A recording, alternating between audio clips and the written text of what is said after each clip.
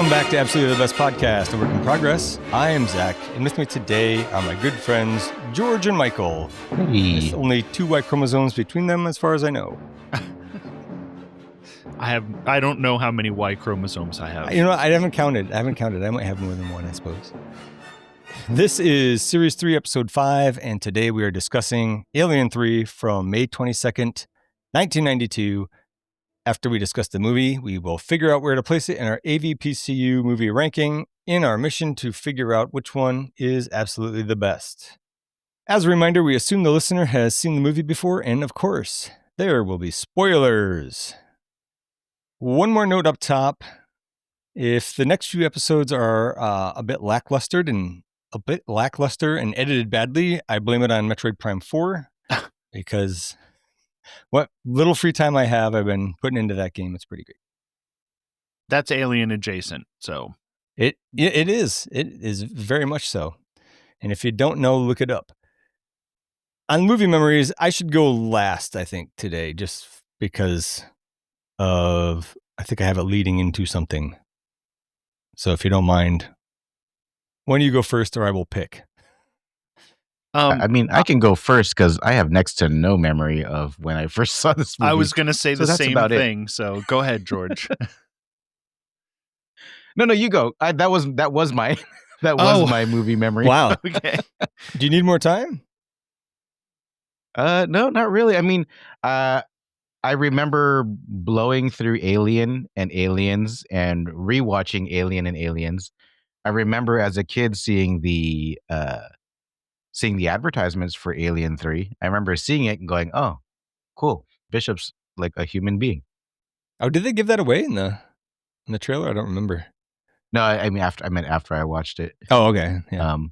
But admittedly, Alien Resurrection with Winona Ryder had more of my attention than Alien 3 or Alien That's Cubed. fair. I get that. Yeah. What about you, Colby? I saw this on like cable, like maybe HBO, but I never like sat down and watched it until we did the rewatch of the whole series, which was after Prometheus came out. So like this one escaped me somehow. I was impressed with it when we rewatched it, and this time I was like, all right, Alien 3. But yeah, I don't have any like deep-seated memories of this movie or anything. Okay. This came out during kind of peak movie-going time for me. You know, the early 90s, I was in high school or first few years of college and loved to go to the movies. So I saw this opening day. I still have the ticket stub. At the time going in, I probably incorrectly thought that Aliens was better than Alien, but I'm not sure. I definitely liked both of them. And I'm reasonably sure that my expectations for Alien 3 were pretty low. Where were you going to go after those first two, right? But I thought, maybe it'll be pretty good.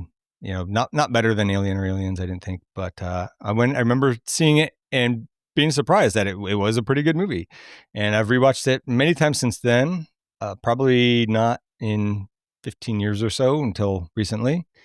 And then I watched the shit out of it for this episode. I watched the theatrical cut. I watched it with the commentary that had just a bunch of cast and crew kind of thrown in there. Like it wouldn't be the same people throughout the whole thing. Then I watched the 2003 assembly cut. Did either of you watch that? No. Okay.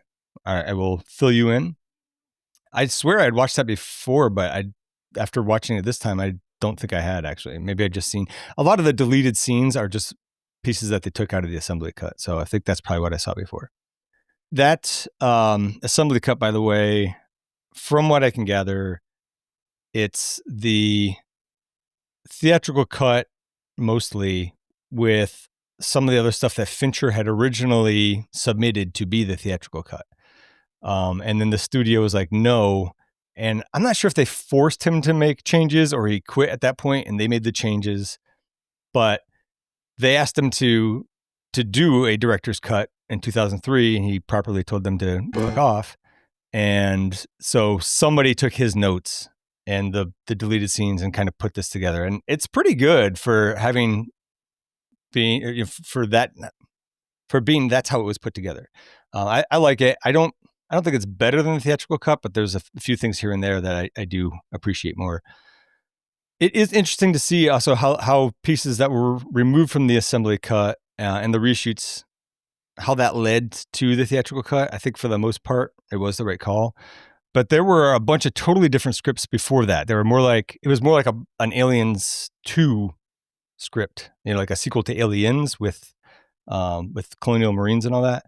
And then after many revisions, it was kind of rebooted by a guy named Vincent Ward. He retains a story by credit here. And I don't know if you had heard that at one point this was going to be a wooden planet, like a planet built out of wood, and it was gonna be monks and not prisoners. And like that's an interesting idea for like a comic book. I don't know if it would have worked in a movie. Yeah, that's an interesting idea. Yeah, but that was Vincent Ward's script, and that's where it took such a turn away from being more an Aliens type sequel. Vincent Ward was also supposed to be the director initially as well. And then David Giler and Walter Hill got the final rewrite because Sigourney Weaver had a clause in her contract about them where she thought that they would be able to best write for her character. And so I think they made all those changes that gave us what we saw in the actual movie.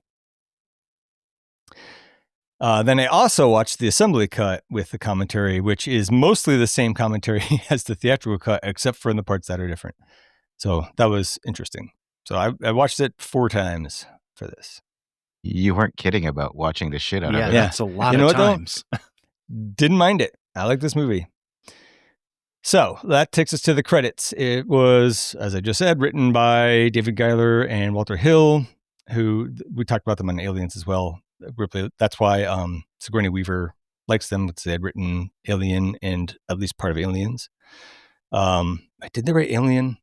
I think so. Yeah, I think so. Anyways, and Giler will come up again. He's got his big toe in most of the Alien franchise. Larry Ferguson also has a writing credit. He wrote Beverly Hills Cop, Hunt for Red October, and that Rollerball remake. Those are the ones that I recognized on his credits. And as previously mentioned, Vincent Ward gets a story by credit. It was directed by David Fincher. I tend to really like David Fincher's work.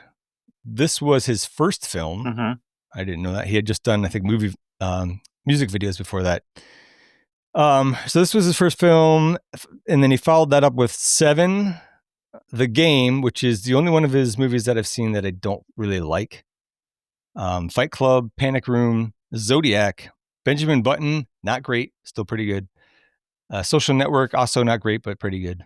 And the American remake of The Girl with the Dragon Tattoo, Gone Girl, and then I didn't see Mank, The Killer, or Adventures of Cliff Booth. I hadn't even heard of those last two.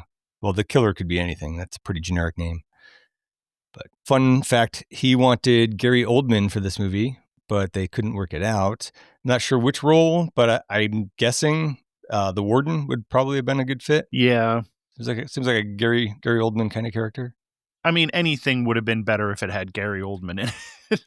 Absolutely. Yeah, I agree. Sigourney Weaver reprises her role as Ellen Ripley. We've talked about her plenty. Suffice it to say, we are all fans. Charles S. Dutton as Leonard Dillon. He's kind of the spiritual leader amongst the prisoners. I really like Charles S. Dutton. I think he's great. Yeah. I knew him from that Rock TV show that he had. I kind of barely remember it, but I watched it as a kid. Yeah. They did that whole season where it was like live. They did like a live sitcom for a whole season. Yeah. And I remember that. Like, I was like, this is cool. That's daring. Yeah. Especially, I don't think people had really done that before. It seems like now people do it as a gimmick, but never a whole season. Yeah, it was like a whole season. That was a good show. Like, I was too young to appreciate like what it was actually saying, but I always thought it was funny. Yeah, I just remember liking it. I couldn't tell you anything else. I have like a very distinct vision of him coming down a flight of stairs. Mhm. That's all I remember, that in positive connotations. Yeah, a lot of my notes have the original Rock. Oh, yeah. Says this, and this. Nice. Rock without a K. Fun fact, he served a 5-year sentence for manslaughter. Yep. He was 16. He killed somebody in a knife fight. He says that he was attacked. That was his claim. I don't know exactly. I didn't really dig too deep into it. He later got arrested for armed robbery, which violated his parole, and that got him 3 more years, which was then extended to 8 years after getting in a fight with a guard. And then he nearly died in prison after being stabbed. And then he kind of turned things around. He got his GED, started a drama group, and that started his acting career. He's done a bunch of Broadway plays and then some movies and TV show. Of note for me, Menace to Society, Surviving the Game, which isn't a great movie, but he's good in that. Seven, obviously. He's, or not obviously, that was the David Fincher thing. I didn't realize that he was in Seven. He's uncredited in Seven as a cop, but I'm assuming he's in that because of this movie. And he was in Mimic, which I didn't remember him being in either, which I think is a good movie. I remember Mimic being good, but I also don't remember for sure. It's Guillermo del Toro, right? Yeah. Mimic? I remember liking it. Yeah. I love the creature design. I remember that being awesome. Yeah.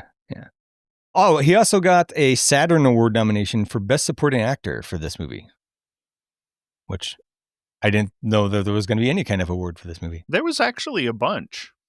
Yeah, I saw that in Wikipedia. A lot of effects awards. Which are mostly warranted, except for any computer effects. A few, yeah. But there was only one computer-generated shot when the alien, at the end, after it's covered in lead and it jumps out and gets sprayed, right? And like it shows it like crack. Yeah. And in the commentary, they were very quick to point out that was the only completely CGI shot that they had. Yes. Because when a lot of it's just bad blue screening. I was going to say, because like when it's crawling on the ceiling and stuff, it has like this weird blue glow. I was like, this looks bad. It's a blue screen because there's so much green in the brown tones of the background. This is the brownest movie. This is a very brown movie, yeah. Yes. So Charles Dance plays Jonathan Clemens, a former inmate who now serves as the facility's doctor. He is also great. Both Charleses in this movie are great. Lord Tywin. Yeah, I would say everybody knows him as Tywin Lannister. He was also in The Golden Child, The Last Action Hero, and multiple Underworld movies, amongst other things, of course. Brian Glover as Harold Andrews, the prison warden. I don't recognize this guy from anything. I think in the commentary they kept saying that he was a boxer or a wrestler or something, and everybody was impressed by him, but I don't know anything about either one of those in America even, and this guy was from the UK, so I definitely don't know him from that. He was apparently an armorer in Jabberwocky. I don't know if anybody's seen that movie. Yeah, I've seen that. Yeah. And a chess player in An American Werewolf in London, which everyone should have seen that. Ralph Brown as Francis Aaron, a.k.a. 85. I don't have much to say on this guy other than that he's good in this. I don't know him from anything else. Yeah, this is the opposite of Predator as far as like multiple characters go. With the shaved heads and the uniforms, like they all look the same. Yeah, I could not tell the difference between any of these guys. Like one guy has a teardrop. Yeah, Charles Dance tattoo. That's helpful. And Dutton were the only ones. I was like, okay, I recognize these guys. All right, I have something. I have some white shame to share with you. I didn't realize. In my notes at one point, I was like, the other black guy, blah blah blah blah. I was like, oh wait, there's 2 other black guys. Yeah. So I am sorry, but I couldn't tell the white guys apart either. That's the thing. Like they all look like me and George, like real short hair, scruffy, and everybody sort of just looks the same. Also, they blend in because they're all dirty. So like they just blend in with the brown backgrounds. So like I don't think it's shameful to not know the difference between any of these guys. Yeah, if it wasn't for subtitles, I wouldn't even have remembered who was who. Well, I got a lot of names from the subtitles. So there was a lot of like the bald guy who has the dog and like the doctor and the warden. And then I went and touched it up a little bit with some names. Maybe it would have been easier if I just left it the other way around. But after watching it 4 times, I think I got their names and the characters worked out. As you just said, there's various prisoners. Paul McGann as Walter Golick. His role was much bigger in the assembly cut. This is the guy who got the blood all over his face when the other 2 guys get nabbed by the Xeno earlier on. Danny Webb as Robert Morse. He's the guy who looks like Christian Bale, the only one who maybe lives at the end. Who knows what they did with him after that? Oh yeah, I thought he looked like Christian Bale, but then there's another guy who also looks like Christian Bale. So yeah, Pete Bale, Postlewaite as David. This guy's worth talking about for a minute. He is pretty awesome. No offense to the others, I just don't know them. You would know Pete Postlewaite from The Usual Suspects, The Town, Inception, Last of the Mohicans, and In the Name of the Father, just to name a few of the movies that he's been in. Holt McCallany as Junior. He's got a few credits I recognize, but he's the guy who's got the teardrop thing. He was in Creepshow 2, Casualties of War, Fight Club, Below, which is a not very good submarine movie, Nightmare Alley, which I like quite a bit, and that Mindhunter TV show. Peter Guinness as Peter Gregor, no relation to Alec Guinness here. And Christopher Fairbank, who was the broker in Guardians of the Galaxy Volume 1. So this is also MCU adjacent as well. And he's also in The Fifth Element. He's one of the doctors who are scientists who helps to recreate Lilu from the hand. And let's see. Lance Henriksen pops in for a bit as the voice of Bishop and also plays Bishop's supposed creator at the end. According to Wikipedia, that character is named Michael Bishop Wayland in certain tie-in materials. Interesting. So, that would be interesting, yeah. Tom Woodruff Jr. is the guy in the alien suit when it is a suit, and it's also, like we discussed this, it's very obviously a blue screen puppet in several other places. And then one more thing I wanted to touch on with the alien design.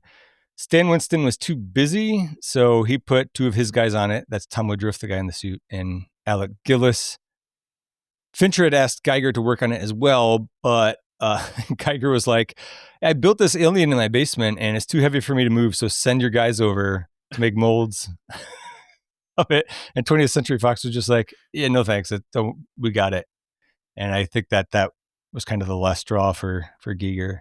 Although he did design the Bambi Burster, which I think it's 2 different ones between the assembly cut and the theatrical cut. And I'm not sure which one is the Bambi Burster. I think it's the one in the theatrical cut because it's got the shaky legs. But I'm pretty sure in the assembly cut it was also shaky legged. Anyways, on to the movie.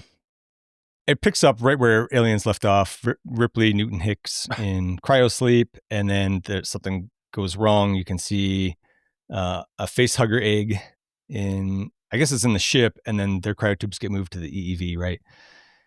And that gets launched out into space. I was a little confused at how the facehugger got there. I guess while the Queen was on board, she had a chance to pop one out real quick, even though that part of her abdomen had been ripped off. Yeah, I don't know. I I didn't get too hung up on it. We see the facehugger doing some facehugger shit. It's crawling around. There's Newt's tube cracks. There's some acid that spills on some wiring and it sparks. I presume that the facehugger had cut itself on the cracked glass. That causes a fire, and then we see a quick flash of someone face hugged. You don't really know who it is. It's like an X-ray of it over somebody's face. And Ripley's cryotube is also cracked. And yeah, they get moved to the EV. It gets ejected in space and it lands on prison planet Fiorina 161, aka Fury 161. This is a double Y chromosome work correctional facility. This was actually the first time when I first saw the movie that I had heard of double Y chromosomes, I think. Maybe heard something about it in biology before that, but I don't know. It is a real thing, if you didn't know. It used to be thought that the double Y chromosome people would be more violent and strong, which is, I think, where this movie goes with it. But in general, that's not really true. I was wondering if this was the inspiration for Riddick in the It Chronicles seems of like Riddick. it 'Cause seems like it, right? seems- It's very, yeah, it seems kind very of similar. similar thematically, kind of. But I'd also like to point out that, wait, is he double Y chromosome in that? I don't think they mentioned. They just mentioned that he's from a race called Furians. Oh, that's interesting. Yeah, that's got to be taken from this. But it's also, I also want to point out that this is XYY chromosomes. So you have 3 chromosomes. It's not just YY. You can also have XXY, XXX, just X, and a bunch of others with like 4 and 5 different sex chromosomes. So is XXX So- the thing for the Vin Diesel movie Triple X? Yes. Yes. Nice. I did want to say that, so there's a whole bunch of different, chromosomal things you can have going on. So I just wanted to shove that in the faces of the people who go, there are only 2 sexes, Yeah. XX and XY. It's like, no, there's actually a bunch Yeah, more. there's a lot. And can I just say, I really appreciated this credit sequence, because this tells you that we're going back into horror movie territory. Yes. These credits are intense because of the cuts, like the quick cuts and like, the face hugging and the X-ray stuff. And yeah, you can tell that some bad shit is happening. And I was like, yes, thank you, David Fincher, for bringing this back into horror movie territory. That's a great point. Yeah. I've seen it so many times and it's been so long since the first time I saw it that is like, hey, just to let you know, Yeah. this is actually an alien movie. Yeah, this is really an alien movie. So the EEV crash lands. I think this is probably my one big complaint about the movie, because first of all, I can't tell if it lands in the ocean, which, I guess would kind of cushion the impact a little bit, or if it hits the shallows, which would, that'd be a pretty abrupt stop. But more importantly, they show it burning up in the atmosphere, like right before it impacts. So it's going really fast. There's no heat shielding on that thing. It would have burned up, or at least partly and significantly.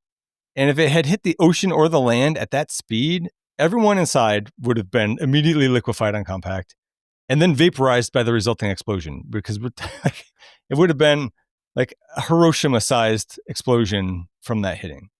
And they did do hot metal plus cold water equals explosion of that metal, like a couple times in this movie. Yes, that too, right. So I feel like they should have shown it like tumbling through the atmosphere, not burning up. Maybe it has a parachute to slow it down or something, but I didn't get that hung up on it. Like, because this movie just starts, it's very intriguing to watch. So I can move past it, and they don't keep messing it up. So it also it's seemed fine. It also seemed like the least aerodynamic escape pod possible. Like it wasn't planned to like land anywhere. It was right. We're going to eject you in space. So I think that is meant to remain in space, but again, then it should have burned up in re-entry if it was going that fast. And it didn't even need to be going that fast, because unless the Sulaco was like cruising through space, maybe it was, maybe it wasn't, but like you don't need to burn up in the atmosphere just because you came from outer space. It all depends on your speed. Anyways, and the Sulaco's still out there, right? It's still in orbit or something. Yeah, I assume that's a good point. Yeah. Somebody should find that in a movie and actually do a sequel and not another prequel. That would be nice. Yep. So let's see. Clearly somebody saw it come down and they fished it out with a crane or something. And then these bald double Y prisoners salvage what's inside. There's one survivor. It's Ripley. Newt and Hicks are dead. I do not care. It's not their franchise. Bishop is not functional. And these guys save Ripley. They move the EEV, that's hard to say, to the scrap heap. And I only mention this because there's a Rottweiler in there and it's barking at a very alive facehugger. Oh, and I don't know, did you guys I don't know if you noticed it this time, but I don't think I noticed it before. When their prisoners are checking out the EEV, there's like a quick flash of Newt's cryotube, and she is making a horrific face. I definitely noticed her face. Yeah, I actually mentioned that in my notes. Yeah. Because like doesn't I was gonna say Lord Tywin, doesn't Clemens tell her that Newt died peacefully? But then I remembered she had that frozen, I don't know, screaming look on her face. Yeah, I think he does say peacefully. I just remember that he said she drowned. Yeah. And I feel like the face they showed is more consistent with drowning. Well, I guess it never occurred to me either that, like, anytime he said that she drowned in cryosleep, I didn't really think about the fact that, like, oh no, she was in the ocean and it filled with ocean water and she drowned. So that sucks. Yeah, and I was assuming that, he could see that she was upset about it, so he wouldn't have been like, oh yeah, she died this horrible death where she was, because he's the only one on that island that has any kind of empathy. It was a good reason to lie to her. Yeah. How soon after the Aliens did this movie happen? Because was it? I think it was Newt? 7 years. It was a while. Because she's like 11 or 12 years old, apparently, right? When she died. So they didn't actually get Carrie Henn for this. They had a I don't know why they had a life cast of her face from Aliens, but they had done a cast of her face and they used that to make the dummy, and then parts of that autopsy scene are like a stand-in, essentially. I do want to talk about that autopsy when we get to it. All right, yeah, let's do it. So, the assembly cut is quite different here at the beginning. After the EEV crashes, it shows Clemens strolling on the beach. He finds Ripley washed up, and I'm pretty sure the EEV is in the shallows here. And then the other boys come along. They use some oxen to drag the EEV out of the water as well. I hope that's the last time I have to say EEV. Then, in either version, smash cut to the warden giving the prisoners the facts. This is rumor control. He basically recaps everything that we just saw, and 1 survivor, 2 dead, and 1 non-functional droid. The survivor is a woman, and all the Vol cells get worked up about that. I sincerely hope that they, like, when they say that they're celibate, I hope they're allowed to handle things themselves. Yeah. If you know what I mean. I don't think they do. I think that's I mean, it seems like they're like hardcore about it. So yeah, every month is November. I'm sure that most of them are doing it, but right, just not owning up to it. Yeah, like Charles S. Dutton is a true believer. I think he's not doing anything. Well, that is not for me. No. So their whole hang up is that a woman is in the mix. With a woman in the mix, it's really going to make things difficult. But no worries. The warden has requested a rescue team that will hopefully be there in a week to evacuate her. And until then, it's probably best she stay in the infirmary and definitely do not roam around without an escort. Ripley comes, Ripley comes to whilst Chief Medical Officer Clemens is checking up on her. I like the little details, like the old-timey syringe. You can tell that this is not a technically advanced place. Clemens gives Ripley the rundown. It's Fury 161, a Weyland Yutani work prison. The others in the EV didn't make it, and that bums her out, of course. She definitely wanted to bone Hicks, so she's pretty sad. There's a lice problem, so it's best to shave your head. By the way, in the assembly cut, they actually do show lice on some of their clothing when Clemens first finds Ripley and brings her inside, but I didn't see any lice in the theatrical cut. Not that I needed it. No. You just say so. We'll get plenty of lice later. Yes. Did you catch Clemens telling her he'd give her clippers to trim down there? The nether regions or something? Yeah, yeah. So actually that brings up a good point. In the original Alien with Sigourney Weaver refusing to shave, now she has to shave, but it was her head. And her character was supposed to shave the hardwood floors, so to speak, to match the lack of drapes. Boo. But I don't think that she went method with it. I don't know. I didn't look for confirmation on that, but I'm assuming. I did, and I didn't see anything. Okay, well, good for her. So Clemens takes Ripley to the wreckage. On the way, he tells her that there's only 25 people left there at the planet. They keep the place running, keeping the pilot light on, so to speak, or literally. There's a blast furnace for producing lead sheets for waste containment. I assume that's for radioactive waste. Otherwise, why would it be lead? She checks out the ship. Clemens tells her Hicks died by being impaled and Newt drowned in her cryotube. All of that, of course, bums her out even more. And then she notices that there's the acid corrosion on Newt's tube, and now she needs to make sure that Newt doesn't have a chest burster inside. So they're off to the morgue. She doesn't tell Clemens that, of course, but they're off to the morgue. I thought it was interesting. Ripley asks where the bodies are, and Clemens says they're keeping them in the morgue until the rescue team arrives in about a week. So knowing how this movie turns out, right, the chest burster coming out of Ripley, well, I guess we're to assume that this chest burster takes a week to gestate. It's a queen. Could take longer. Yeah. It's a queen. So, I mean, that's what I assumed. I'm just always looking for a timeline here because it's so inconsistent from movie to movie and sometimes within movies. Yeah. Well, the dog also had the chest burster pop out right like 30 minutes later. Yeah. So that I could rationalize because I'm like, well, it takes the characteristics of the dog. So maybe it also is like, like how long is a dog pregnant for? Not 9 months. No. Right? Like a human. So it could be, that could be why as well. And also it's not a chest burster when it pops out of the dog. It's kind of, I think they call it like a teenager version of a xenomorph. Yeah. It's So really, it's almost full grown. It's gruesome. That is a gruesome dog death. But similarly, I mean, a newborn dog can't walk on its own, but it walks a lot sooner than a human does.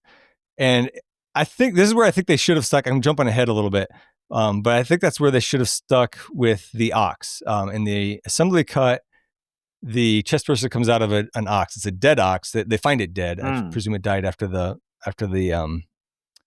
Actually, maybe they don't know that it's dead. It could have just been passed out. Like, what's his name? In the first Alien, after the facehugger comes off, he's not conscious for a while. Oh, right? yeah. Yeah. Kane? So anyways, Kane, thank you. So anyways, they string up the ox. They're going to slaughter it later for food. And they're like, what's this? And it's like a dead facehugger, and they toss that aside. But anyways, so the thing that pops out of that, it's a little bit bigger than the one that comes out of the dog, but similarly, it's got the shaky legs and everything. It's not a chest burster. And an ox, a baby ox, when it's born, walks within minutes, right? So I think that would have been better suited for this movie if they stuck with the ox. Also, it didn't really bother me, but people don't like to see dogs die, so that probably didn't help this movie any. Anyways, where was I? We're going. So they went to the morgue. Chest burster. Oh yeah. So while that's going on, the dog's owner finds it in pretty rough shape. Its face has these marks on it like it was being hugged. And he thinks that somebody did it to the dog. Then back to Ripley and Clemens. She has him doing an autopsy on Newt looking for a possible contagion. And she says she's worried about cholera, and Clemens isn't buying it.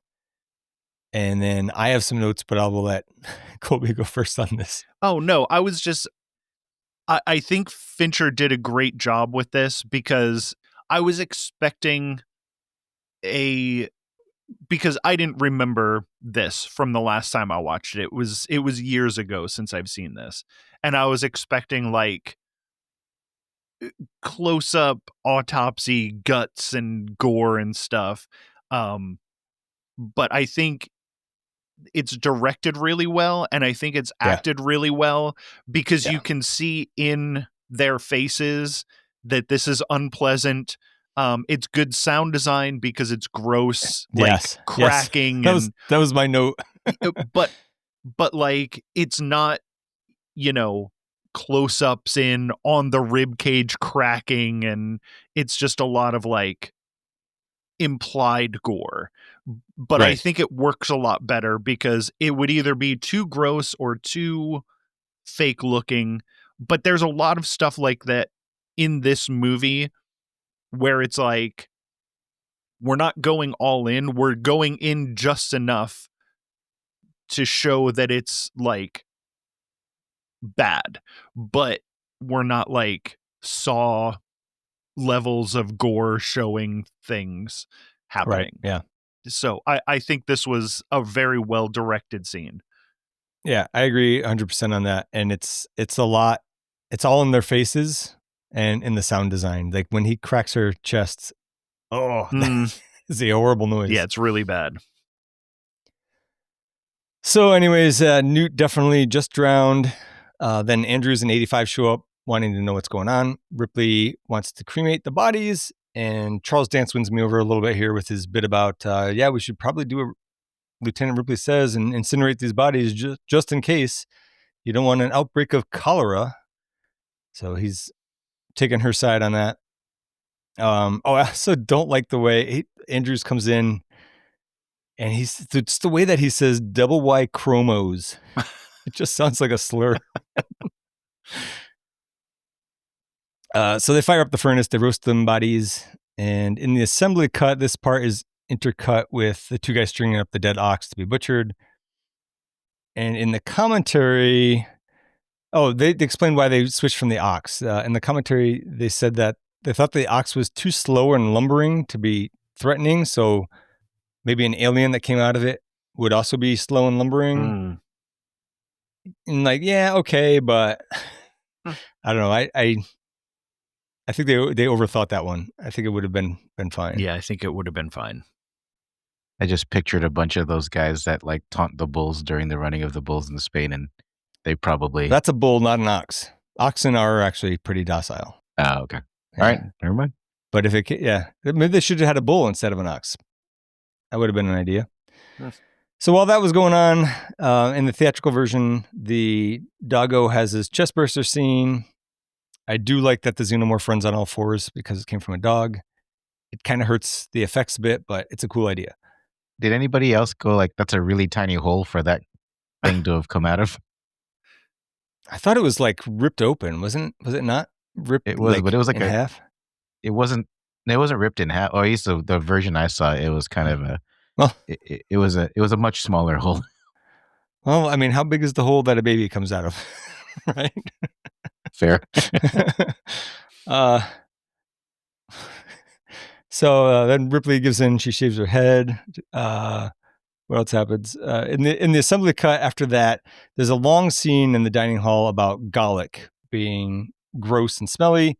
And it's basically Dylan telling Boggs and Rains that they have to take Gallic with them to do whatever that is that they do with all those candles later on. So that's the three guys that are doing the candle stuff. Gallic's the one who lives. That leads right into Ripley popping into the dining hall against everyone's advice and sits down, has a little conversation with Charles S. Dutton, who is great. I just wanted to say thanks for what you said at the funeral. My friends would have appreciated it. Yeah, well, you don't want to know me, lady. I'm a murderer and rapist of women. The whole part's great. And of course, it's in a cafeteria because you got to have a cafeteria scene in Alien movies. Then we get some more exposition from Clemens. He and Ripley are back at the infirmary. The prisoners all volunteered to stay. They found religion and they like it there, away from temptation. And then he's like, hey, I stuck my neck out for you. So how about you tell me what we were looking for in that autopsy? And then she masterfully deflects his question by suggesting they take a quick trip to the bone zone. And while Ripley's getting dicked down by Clemens, that dog owner guy, Murphy, is cleaning some exhaust tunnel and finds some molted alien skin. And then he finds the alien. And I think he gets mouth punched in the face by it or something. Like, it's not really clear what happens. It doesn't kill him right away. He goes stumbling back into the fan. And I love that death. That's a really good one. It's really good. Really chunky. Yeah. It's extra chunky. Clemens gets called in to deal with that. And I could swear, my memory was after they hook up, him and Ripley, Clemens and Ripley, that he got killed like right after that.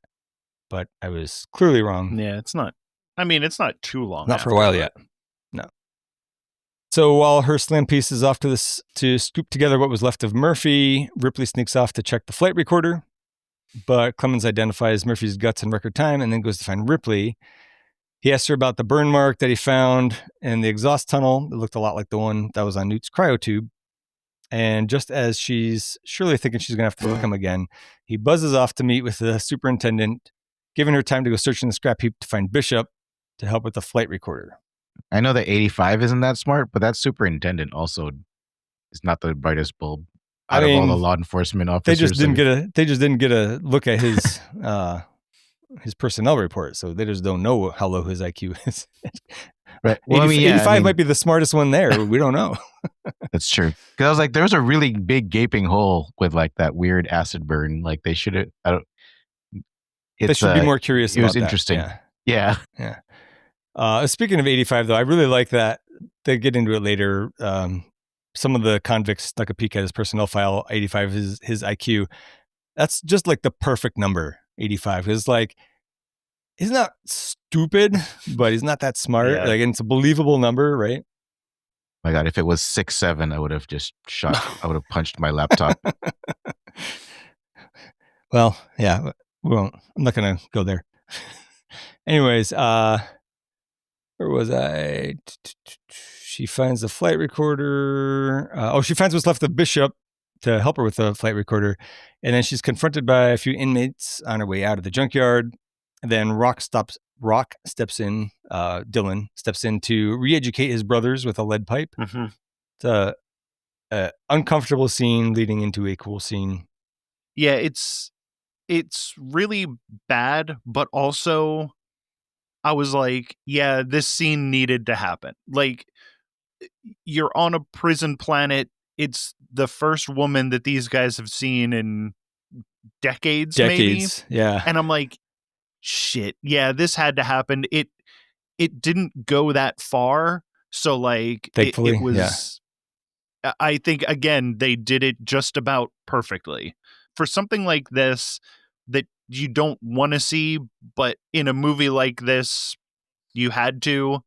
I think they walked that line pretty much perfectly. Yep, I agree. Yeah, I was going to say they took it just as far as it needed to go. Mm-hmm. And then it also helps you to like Dylan more because he's willing to stick up for what's right. Yeah. You know, and then and in the assembly cut, the guy I want to say his name is Murphy, the teardrop guy who almost goes through with it before Dylan conks him. He has a bit of a what's it called? Redemption. So that's one of the things I like about this movie is like these are unlikable characters. You should have no pity for them. You should not care about them at all. And they do a pretty good job of making you like a lot of them. Not all of them, but a lot of them. I also liked how it kind of cemented how powerful Dylan was, or how respected he was. That he could beat the crap out of them to re-educate them, and they still listen to him afterwards. That's another great point. He's basically the leader, and so they're going to take it. Then we start getting some xenomorph kills here. The alien takes out Boggs. I wrote Dylan. It was not Dylan. He took out Murphy, Boggs and Rains.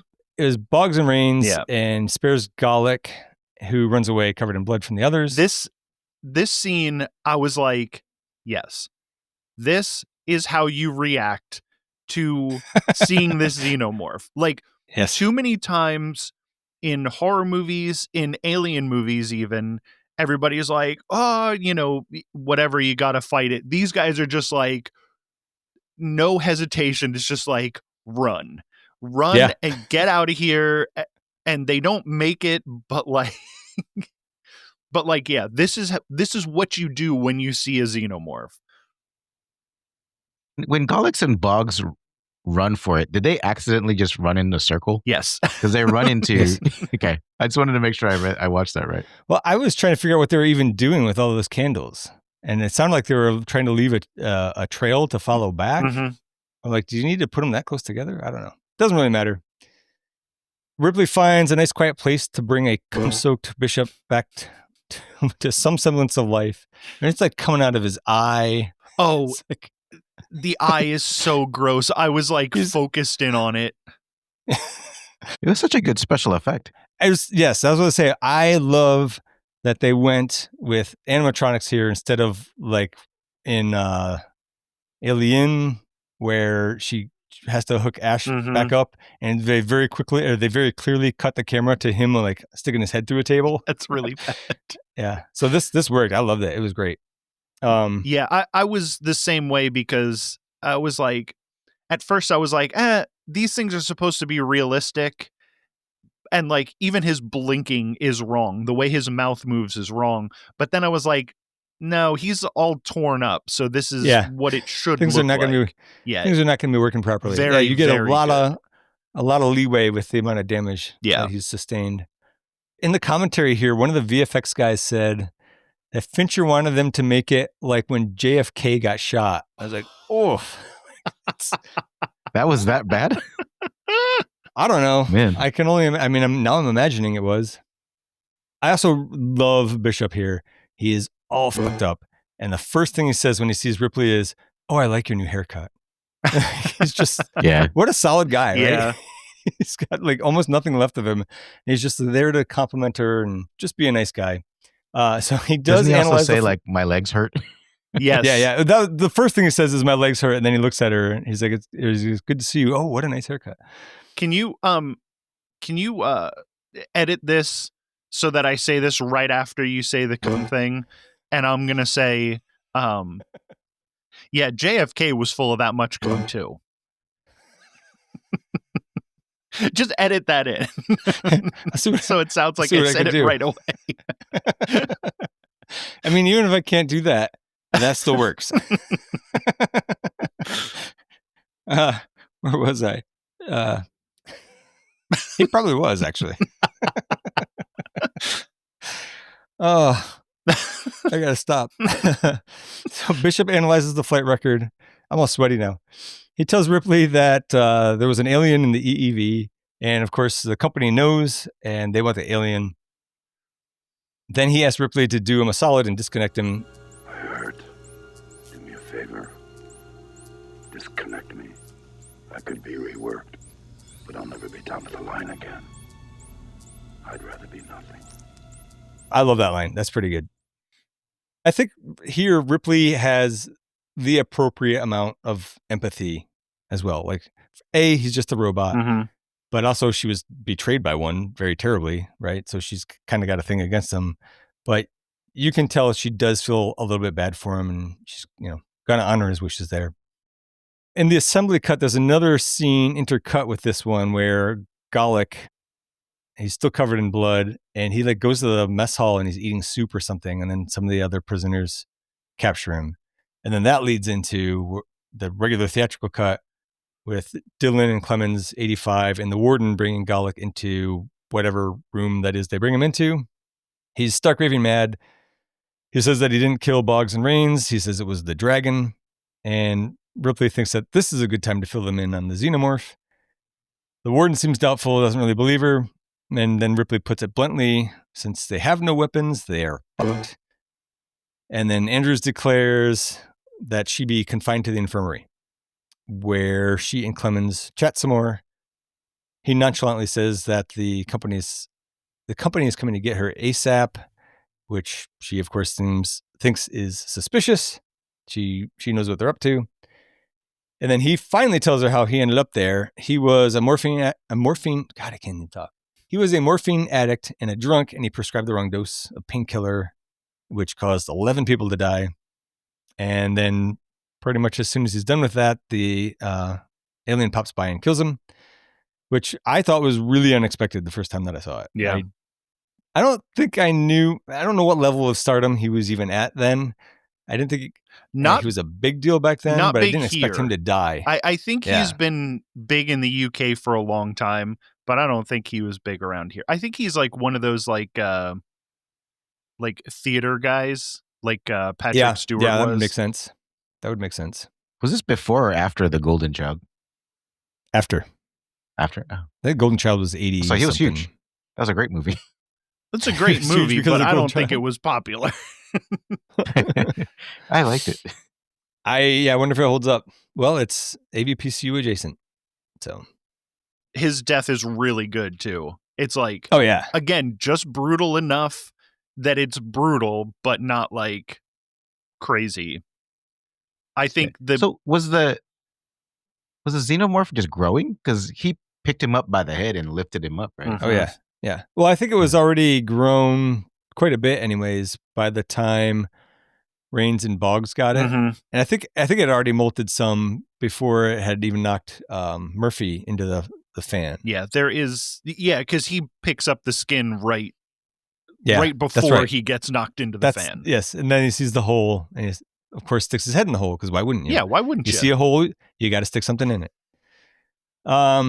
That's, just that's what happens when you're a double Y. That's the rules. You didn't make it up. I was going to say that's what Dad always used to say, but I'm afraid you might hear that one day.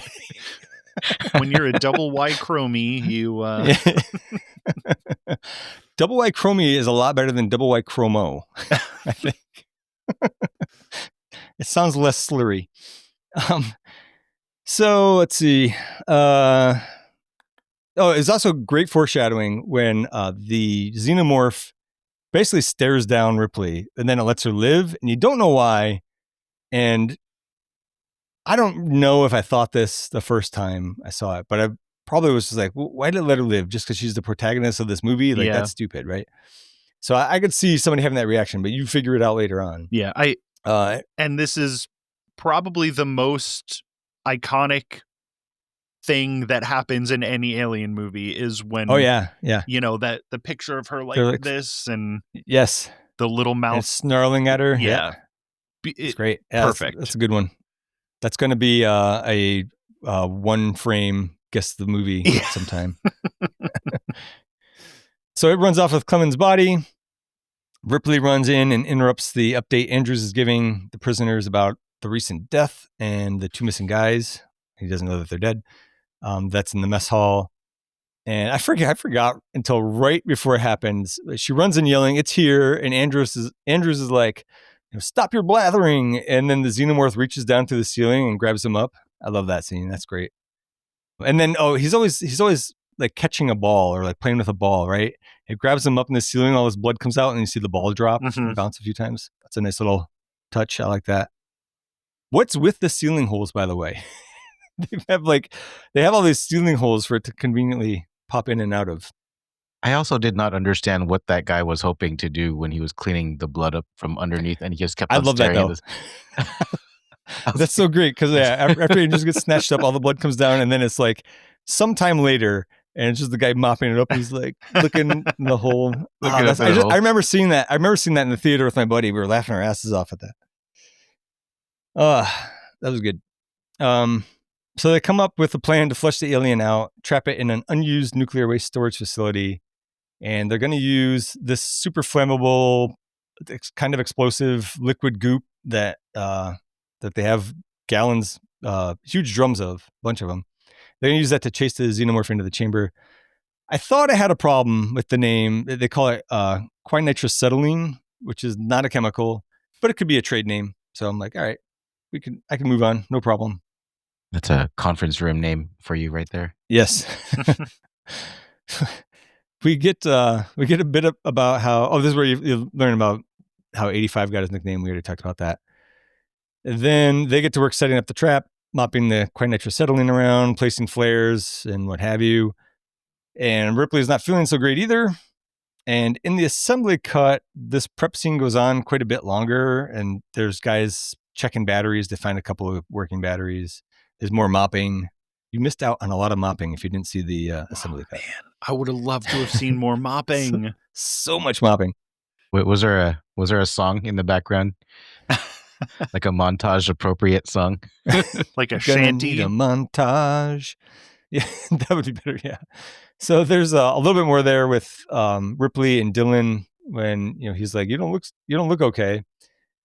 And then we get the scene where basically no one is supposed to do anything until they get the signal from 85, which is also kind of funny because he's such a jackass. He's like, this is a signal, click, click, click, click. Can you remember that? Then these guys, they're pretty clumsy. They're dropping stuff all over the place. And then I think my favorite little part is right here. One guy on the ladder, he drops the flare, it doesn't light. He reaches down and picks it up very gingerly, puts it in his mouth. That's smart. And just as he's got everything under control again, he starts climbing back up, and the alien grabs him, and he drops his bucket of goop, and then the flare falls, and it's the best line of dialogue for me. Do you know what I'm talking about? This one guy's just like mopping stuff up. He looks up and goes, "Buh." Oh yeah. I love that line. I don't know why it's always stuck in my head. I think Buh. I think this is like, they don't do slow motion in this movie, but this slow motion is so slow, and I'm like, yes, this is awesome because you know what's going to happen. You can tell that they had to use a high frame rate camera or something for that, like something that they weren't using for other things. So it looks very different. Yeah, but it was cool. They're not like trying to hide it. They're not trying to do anything. They're like, we're just going to make you wait until this thing starts on fire, and you know that that it's just going to be pandemonium after that. Yeah, it was good use of slow motion. Really good use of slow motion. As a podcast that has been traumatized by slow motion in the past. Yeah, so the flare starts it off. Everything gets set off too soon. They definitely lose some more guys in the fire. I'm not sure how many. I think somebody says 10 later on. They say 10. Yeah. And there's the foreshadowing when the sprinklers get turned on and the metal bucket cracks from cooling too quickly. That's good. But it's pretty different in the assembly cut. Despite the accident, despite it getting set off too soon, they make lemonade out of their lemons, and they manage to trap the xenomorph in the waste containment facility. Oh. The whole thing goes on a lot longer, all the chaos leading up to that. And then Junior, that's the guy with the teardrop, the guy who almost raped Ripley. He lures it into the trap, and they close the doors. So like he kind of sacrifices himself. So that's his little redemption arc, so to speak. And like once the doors close, you hear him in there screaming for a while. It's pretty great. So in the regular version, was he one of the ones that died from the explosion? Yeah, like that's the thing. He just kind of disappears from the movie, and so I think you're just there's so many people who died. I think you're just kind of like, well, he must have been one of those people who got burned up or taken out by the alien or something. I think it works the way that they cut it. It's pretty interesting. So after they close the doors and have it trapped, then Dylan hits the sprinklers and you see the bucket crack. So it like just cuts to that scene there. Now back to the theatrical cut. It's a pretty devastating setback. They gather up the dead. Someone around here says that the rescue team is 10 hours away, which I feel like in the theatrical cut, there's no xenomorph in the waste containment facility. Why not just hide in there for 10 hours? Right? Although maybe you can't open it. Maybe you can't open and close it from the inside. So I'm not sure. Anyways. Speaking of opening and closing it, they're talking about the 6 foot thick walls and stuff.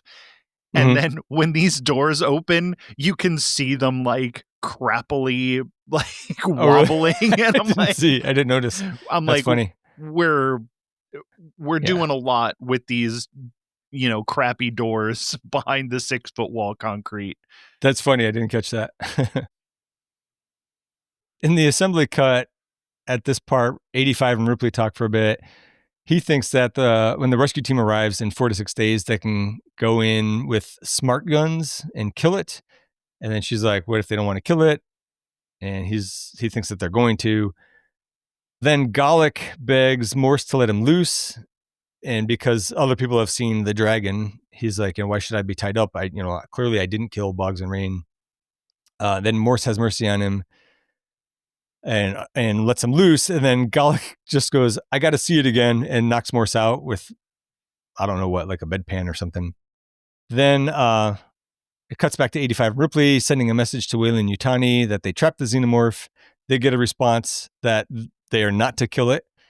Gallic kills the guy guarding the waste containment unit, and he opens up the doors and says, tell me what to do next, and then the alien kills him. And then Ripley and Dylan talk for a bit. She tells him the company wants to take the alien back, so they need to kill it. He doesn't really care. This is his own little world, and he just wants the alien gone. That's when Morse runs in, lets them know that Gallic is on the loose, and then let the alien out. And then it's interesting how they tie how this was cut up to get to the theatrical cut. They find the dead guy who's guarding the waste container, and then Morse says, "Fucking great," which is used in the theatrical version, like right at the end of them failing to trap it. Basically, there's a line about finding more bodies that also makes the theatrical cut. So you're led to believe that the guard guy was also killed by the xenomorph. And then they argue about Gallic for a bit, which that part was cut out. Then there's the line from 85 who says, "Well, now what are we going to do?" And in the assembly cut, he says more about Gallic right after that. Something about him, he should have been chained up a long time ago. And then it's the same after the theatrical cut there. So just like there's a couple of little pieces here that they used to bridge that gap. I thought it was interesting the way that was done. Now, adding insult to injury, Ripley ain't looking so good, nor is she feeling so good. So she goes to the EEV to use the neuroscanner there. 85 tags along, and with his help to run the scanner, she learns the unfortunate truth. She's got an alien gestating inside of her. A queen by the looks of it, which is why the xenomorph let her live. I think that's good filmmaking. That, again, the part where it had let her live before, we'll figure it out later. Also, more good use of the CRT to cover up the special effects here. They look really good. I'm sure it probably wouldn't have on just regular film. Yeah.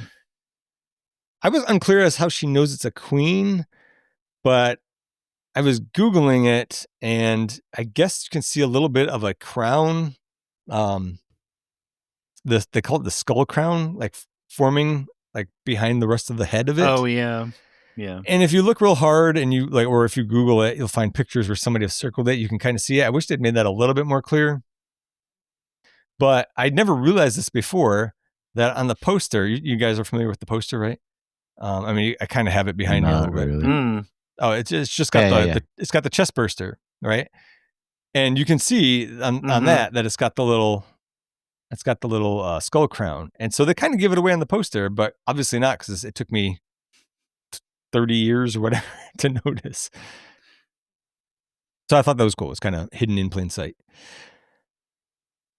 Oh, also, I don't remember the first time I saw this. I'm not really sure what I thought, but I'm wondering how many people thought that Weyland-Yutani would save her in the end, essentially, at the end of this movie. Why would anyone think that? Cut the alien out? Because there's got to be more movies, right? Because they also are 85. Yeah.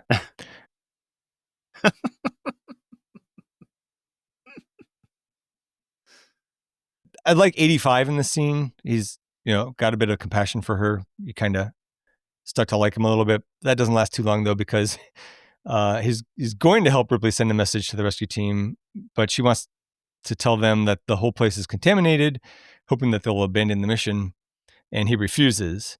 He's like, "I got away from kids," and he thinks he's going to go home at the end of this. She very patiently explains that the company just wants the organism and does not care about anybody else. But he's not listening, so instead she goes to find the alien, and just as she leaves, he sees a message from the rescue team that they received the neuroscan data and that they're 2 hours away and that he should quarantine Ripley as the absolute highest priority. So maybe he's starting to believe her at this point. Ripley goes looking for the xenomorph down in the basement. I think that this is the one part that it could have been left out or moved along quicker. It's meant to be a tense scene, I think. But once you've seen it, it doesn't really work for me anyway on repeated viewings. She thinks she finds it and bashes its head in with a pole, but it's just an old pipe filled with crickets for some reason. And I don't like the misdirect there, because at first it's very clearly the alien head. And I get it. You're supposed to see what she is seeing, what she thinks she sees or whatever, but I think they could have done it differently. They could have done it with a pipe and it was just lit differently. Yeah. Or whatever. There's a lot of like first person stuff that's unnecessary in this movie. Yeah. Actually, I do like here. it with the alien. Starting here. I kind of like it with the alien first person stuff. I we'll get into that. would have liked it if they would have done less of it, and it would have been not the same shot like 6 times. Okay, that's fair. Yeah, that is fair. I think the alien didn't look good running. The alien doesn't look good running, and we also have that same upside down of a person running through like a threshold over and over again. It happened too many times. They really liked that shot. They really liked that shot. It's like they were trying to compete with Predator vision, and they just had to get alien vision in there. And I don't know. It's very dizzying. I mean, that's maybe makes a little bit of sense, but also it's just too much. It would have been cool. It was just too much. You actually, you know who you remind me of, Zach? It's been bothering me, but I just realized it. When you don't have a beard, you look like Ramsay, like Gordon Ramsay. Oh God, no, I can't unsee that. I don't see it at all, but okay. I can kind of see it, actually. All right, I'll work on my British accent and curse more. Yeah, you're going to have to start calling us donkeys. Anyways, she patches the pipe in.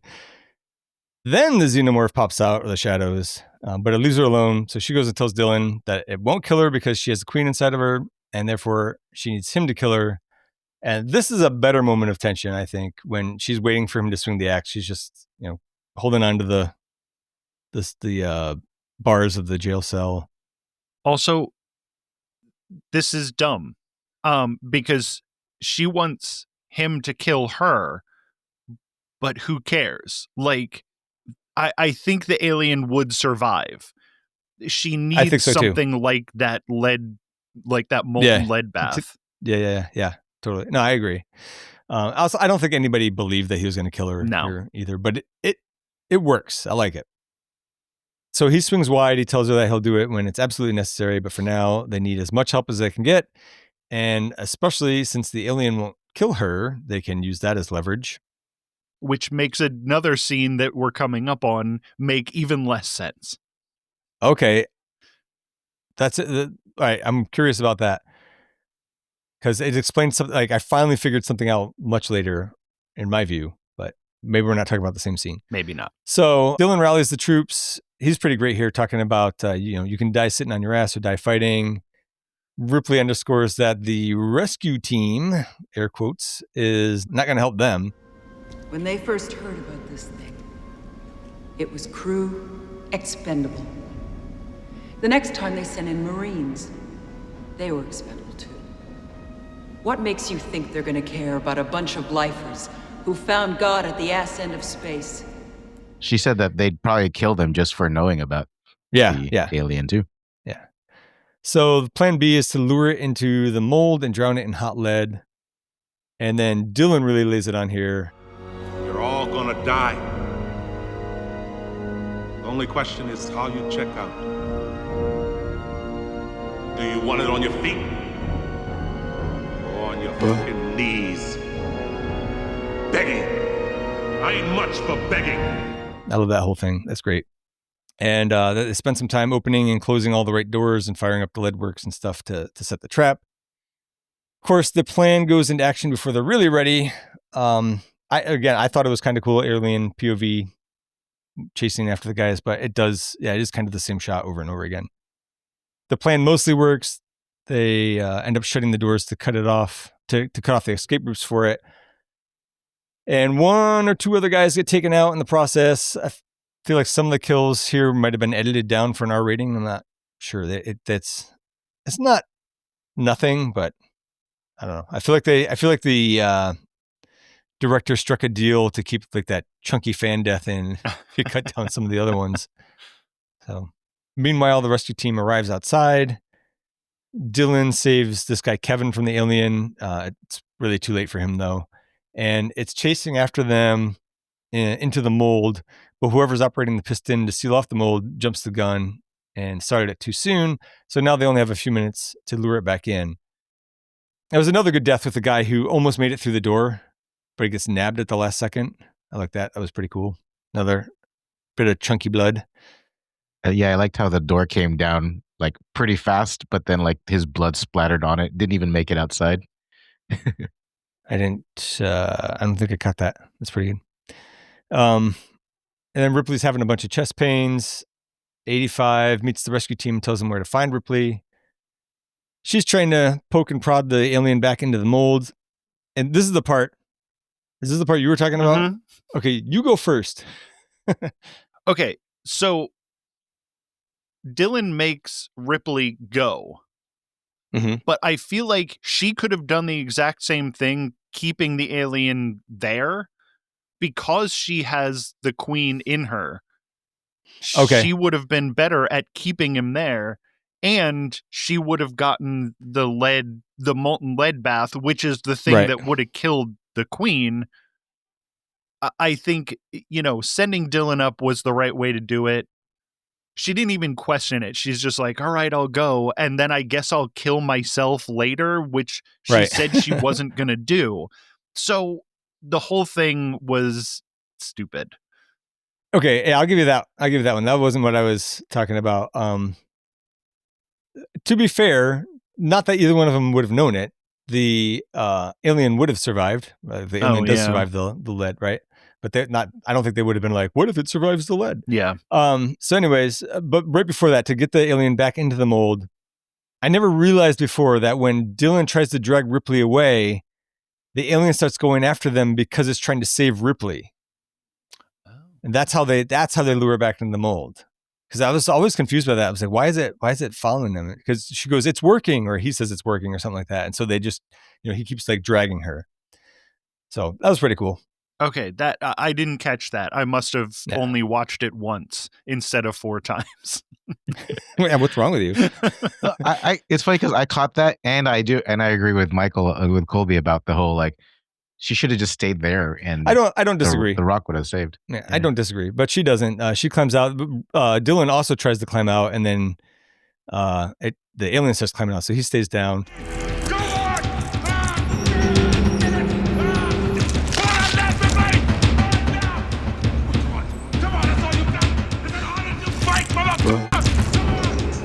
I love that he goes out fighting this thing, though. He goes out fighting like a champ. Yeah. I was just going to say they do this in JoJo's Bizarre Adventure as well, with the carapace saving him from molten lava. Now you're going to make me have to watch that show. You should watch the show. Well, if you ever put any episodes out about covering it, maybe I would. Look, there are 4 new episodes in the can. We're going to marathon the rest of the season. So you're going to hear some crazy crap because we're going to record for like 6 hours. Just do the rest of the season. Wow. All right. Okay. I've opened up a tab in my browser for JoJo's Bizarre Adventure, and I will possibly look at a few episodes. I still listen to the show though. Like I'm fine with you just hearing about it that way. Anyways, your show. One of your shows. I listen to all your shows. This Bizarre Adventure specifically is the one that we're talking about. Thank you. Now you don't have to plug that one at the end. Nope. So, so blah, blah, blah. They get it back in the mold, and then, they start climbing out. Dylan climbs back down, fights it. I already talked about that. Morse pours the lead. And Morse Pours the Lead is a good name for a band. Yeah, that is. It looks like that works, but then the alien jumps out of the molten lead. The score is really good there too, where it goes from like this victorious sounding, triumphant, I don't want to say upbeat because it makes it sound like it's like dancey, but it goes from that to kind of and it jumps out. And then with a cue from Morse, Ripley hits the sprinklers, and that cracks the xenomorph's endoskeleton, like with the buckets earlier. So it is definitely dead. Where is this in the timeline of Terminator 2? Because this reminded me a lot of the end of Terminator 2. Yeah, that Terminator 2 is 91, and this is 92. So that makes sense. That tracks. Somebody saw Terminator 2 while they were writing the script. Yep. So was the xenomorph just coming after Ripley at that point? Was it like so pissed that all that molten lead was on it? Like that's a good point. It was like, I don't give a fuck that there's a queen inside you. That's another good point. Yeah, I don't know. Yeah, that doesn't make sense. But I don't know. I don't know if I would react rationally covered in hot lead. So anyways, now there's the small matter of that alien inside of Ripley. 85 brings the rescue team in. And we get the reveal that the human bishop came along as a friendly face. I think he might be Wayland. I don't know. He's definitely human according to the commentary. And of course he gets hit in the head by 85, and like his ear and a chunk of his scalp are like, I just feel like at that point, if he was human, he would be unconscious at the very least. But he says all the right things to Ripley. He's like, we can save you. We can't allow that thing to live. She doesn't believe him and does a very graceful back dive into the furnace just as the chest burster pops out, which she holds on to make sure that it goes with her. Which it's a little over the top, but I like it. It's fine. In the commentary, they said that the wide shot of the furnace looked bad because you could tell that it was like just colored stuff lit from below. And then Fincher just went up and like put his finger on the tip of his nose, took some nose grease and like put it on the lens in a few places, and then it looks fine. So that's how they got that shot. That's awesome. Yeah. That's pretty awesome. Creative. Where was I? Things end badly for 85 and Morse when the rescue team tries to stop Ripley and they try to stop the rescue team. 85 gets killed after beaning human bishop with a pipe. In the assembly cut, right before he yells, you must let me have it, right? Right before that, he goes, I am not a droid. So I think there was a reason that part was taken out. Yeah. That's not a good line. Oh, in the original ending, she still drops into the furnace, but there's no chest burster that pops out, which I don't know. I think I would have been fine with that. Yeah. Just to know, like, yeah, I think that was fine. Yeah. So I don't know, but I'm sure the studio was like, no, we need to see a chest burster. Then the rescue team shuts the place down and Perp walks Morse out of there. They had just shot him in the leg, so he's still alive for now. I don't know. He's probably got some information that they need and they'll just kill him later. Oh, I thought they ended up killing him pretty much right after that because that transmission said that they terminated everybody. Oh, did they? Maybe. But why did they bother walking him out, though? I'm sure that they needed him for something. Anyways, that's the end, which takes us to changes we'd like to have seen. Would somebody like to go first? Okay. I would say I would like to fix that initial crash, give it like a parachute or something, slow down the EEV. Definitely don't have it burning up in the atmosphere at least. Potentially keep the chest burster coming out of the ox instead of the dog. And let's see, speed up the slow part in the basement a little bit, or just skip it. I don't really care for that scene.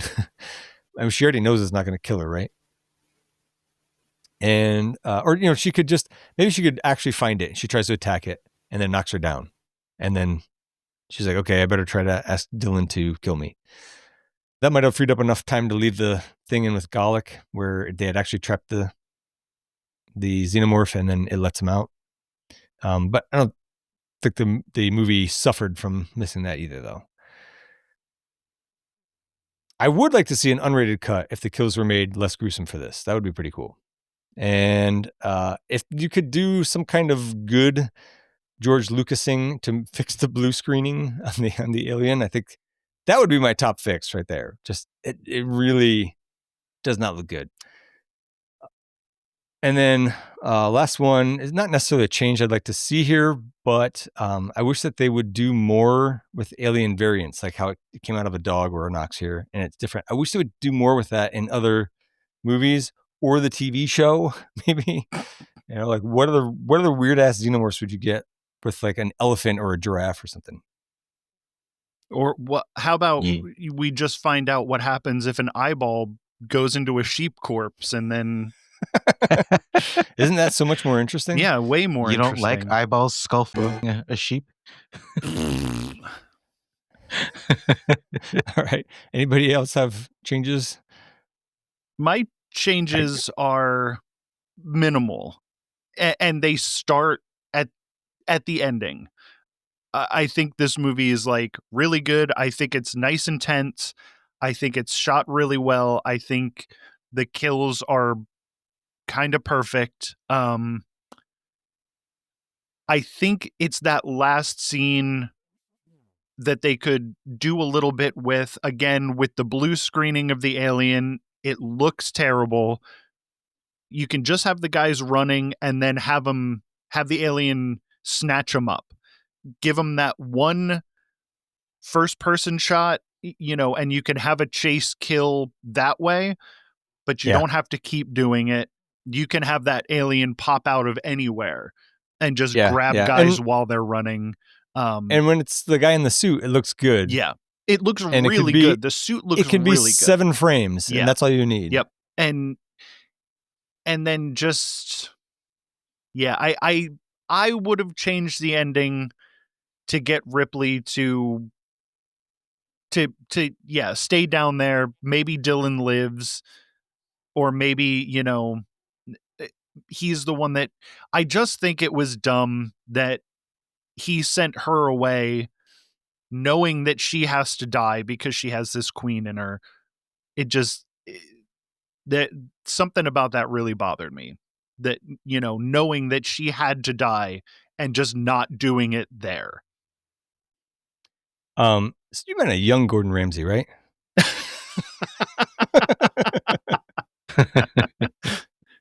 Just from TV. Just, like Hell's Kitchen era Ramsay. Early Hell's Kitchen era? What about you, George? Do you have changes? Yeah. My changes aren't too different from your guys'. The escape pod scene, I think when I first watched it, it felt like it was trying to confuse me a little bit too much, but I'm fine with it. The special effects, I think, definitely were, if I could improve them a little bit, I would, especially the ones with the alien biting into people with the weird background. It looked kind of weird there. I do like the idea of Ripley dying in the lead mold and the Rock surviving, and it seemed to make more sense to me that the Rock would be the one that would know that, hey, pour water on the alien and it'll explode. I don't think Morse just depicted any kind of intelligence prior to this one statement that he had made. But I thought that, Dylan, I think out of everybody would have been the one to me that would have been like, oh, hey, pour water on it. It's boiling hot right now. But yeah, what else did I have? Hey, was it just me, but when Kevin died, did Stan Marsh's voice show up in anybody's head going, oh my God, they killed Kevin? No, but that's funny. I had to look it up because I totally forgot it was Kenny, but for some reason I thought it was still works. A South Park moment. Yeah, that's all I got. All right, well then that takes us to ranking. The Rotten Tomato scores, they're pretty brutal. It's 44% with the critics, 46% with the audience. It goes up to 50% with the top critics, which is unusual. And there was no verified audience for this. It's too old for that. Our list as it stands from bottom to top, at number 4, we have Predator 2. Number 3 is Aliens. Number 2 is Predator. And number 1 is, of course, Alien. For me, I think that this is a mostly well-paced movie. I think it's much more in the spirit of an Alien sequel, an Alien movie. Actually, early in the commentary, the editor, Terry Rawlings, even says that if it had been the second one, it might have been more successful. I think people wrongly wanted another action movie. I think he's right. The setup would have had to be different, obviously, but I think that they do a good job of making you care about a few of these horrible criminals, and it helps that you don't know the detail of a lot of their crimes. And that's basically all I have in terms of final thoughts before I were to say where I think it ranks. So I can either do that, or if somebody has any other thoughts they want to throw in. No. All right. I'm reasonably sure I like it better than Aliens. They're very different movies, and I think that's to the detriment of Aliens. And I think that this is a much better Alien movie. So for me, I think it's high B tier, number 3. I don't think it's better than Predator. I'm exactly there. That's exactly I'm not where surprised. I am. Not surprised. I feel like I'm less mature than you guys because I think I still like Aliens better. All right. Well, but it's definitely not better than Predator. Mm-hmm. So you're saying Aliens is B tier, right? You're saying B tier number 4? Yeah, I would say more like number 4. Okay. Do you want to play for it, or are we gonna? I mean, I'm just gonna go against the grain here since I did like I just like the production design from Aliens, like all the spaceships and the guns and the war tank thingy that they were driving around. Okay, so are you going to? Are we going to convince you otherwise, or are you going to play for it? Let's play. Well, coincidentally, it is your turn to bid first. Crap. So let's read the questions and then we will go. Ripley. Hi, Bishop. How are you feeling? My legs hurt. I'm sorry. It's okay. I'm just a glorified toaster. How are you? Oh, I like your new haircut. Bishop, can you access data on the flight recorder? No problem.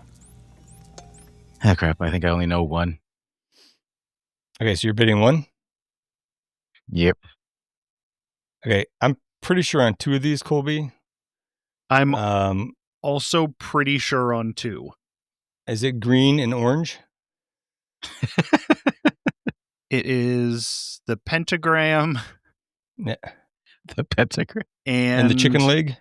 And the brain. The brain. Oh, okay, cool. So we might have 3 between us. Okay, so let's go 2. Yeah, you want to bid 2, and then he would have to say 3 to outbid us, and hopefully he wasn't bluffing. I'm going to say 2. All right. Colby and I are bidding 2. Alrighty. All right. You want me to read the questions? Yeah, let me send you the answers, though, without seeing the answers. Let me find your George. Where's the send button? Well, actually, wait, will return work? Let me know if you got it. No, return does not work. Where is the freaking send button? Oh, because I wasn't. There we go. Okay, got it. All right. Here we go for 2. You want me to read it, or do you guys want to read it? Yeah, you got to read. I'll read it. Okay. Oh shoot! What? I got to take off my glasses. Is that not big enough? I can make it bigger. Jeez. Huh? Is that not big enough? I still my middle monitor crapped out on me, so I had to use my laptop, and that's just kind of funky. The lair of the white worm in 1988 was based on the novel of the same name by which famed vampire author?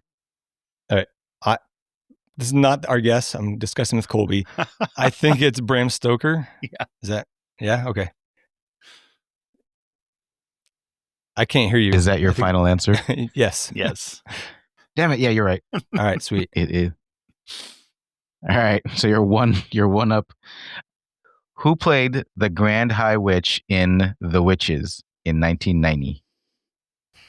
I don't know. I'm not even sure I knew that there was a version in 1990. I can picture an actress's face, but I can't think of a name.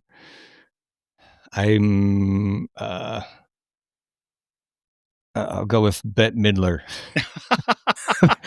Unless Colby has a better guess.